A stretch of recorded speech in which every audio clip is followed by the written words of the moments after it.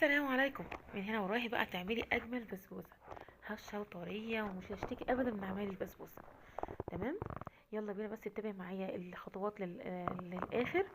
اسمعي الفيديو للاخر عشان في تكات كتير مهمه هتنجح معاكي البسبوسه جدا. انا معايا كوبايه الا ربع من السكر، كوبايه من ربع الا ربع من اللبن، كوبايه الا ربع من السمنه. ساوي كل المقادير واحفظيها. تمام. بالنسبه للسميد معايا 450 جرام او قولي 3 اكواب سميد بسبوسه، اللي هو الوسط، لا ناعم قوي قوي ولا خشن، اللي هو الوسط. في البدايه كده انا هدوب معلقه عسل الجلوكوز مع كوبايه الا ربع من اللبن ونص كوبايه السكر. اللبن هنا بيكون سخن، تمام، بس مش سخن قوي، يعني يكون دافي. يعني انا لا عايزاه دافي قوي ولا عايزاه سخن قوي. حلو.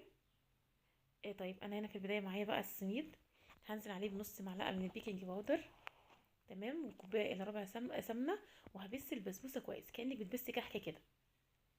انا عايزه كل حبايه البسبوسه، كل حبايه في حبايات البسبوسه دي تتغلف بايه؟ تتغلف بالسمنه، يعني تغلفيها كويس كده، تحس ان هي ايه، عملت زي الرمل المبلول كده. تمام. يبقى انا بساوي المقادير، قلنا كل كوبايه الا ربع من السمنه، كوبايه الا ربع من السكر، كوبايه الا ربع من اللبن. هنا بقى نزلت بعلبه زبادي، علبه قد ايه، 75 جرام، بس اللي هي العلبه الصغيره دي. هفضل بقى ايه ابس فيها كده بالسباتيولا او حتى بايديا زي ما انا عايزه، بس ايه، اهم حاجه ايه، المرحله بقى الجايه دي خلي بالكم منها. هنزل بقى باللي انا دوبته، اللي هو كوبايه الا ربع من اللبن، وحطيت فيها نص كوبايه من السكر ومعلقه العسل الجلوكوز. وقلنا بديل العسل الجلوكوز تحطي عسل نحل او تحطي شربات يكون عندك تقيل.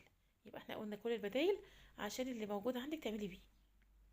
تمام. هنا انا مش عايزه تقليب خالص، يعني هو بس يا دوبك تتشرب الكوبايه الا ربع اللبن، شربتها كده وانا بقلب فيها تقليب عادي خالص، وبعد كده انزلها في الصينيه بتاعتي. تمام. هنا بقى انا بعمل السيرب او الشيره او الشربات زي ما احنا بنقول. كوبايه واحده بس من السكر، كوبايه ونص ميه. يبقى السكر الخفيف يبقى كوبايه ونص وكوبايه ونص. لا هنا في البسبوسه بالذات انا عايزاه خفيف. ميه بسكر يا جماعه. تمام. اعمليه بقى بالزعفران، اعمليه بقى بالهيل او الحبهان، اعمليه بالفانيليا، بالليمون، بس زي ما انت عايزه. ده بالنسبه للشربات. شايفين الشربات، انا حطيت الشربات شايفين البسبوسه شربت المقدار كله ازاي، يعني شربتها خالص. دي بقى اكتر، يعني اكتر حاجه تعرفك ان بسبوستك ناجحه جدا. شايفين البسبوسه طريه ازاي، يعني خطيره. والله كانت مرمله كمان، انا المفروض ان ما كنتش اقطعها يعني وهي سخنه كده وبهدلها. بس فعلا كانت خطيره.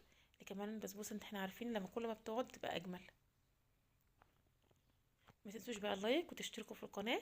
في ملحوظه بس نسيت اقولها، انك قبل ما تدخليها الفرن سيبيها 10 دقايق ترتاح. تمام. مع السلامه.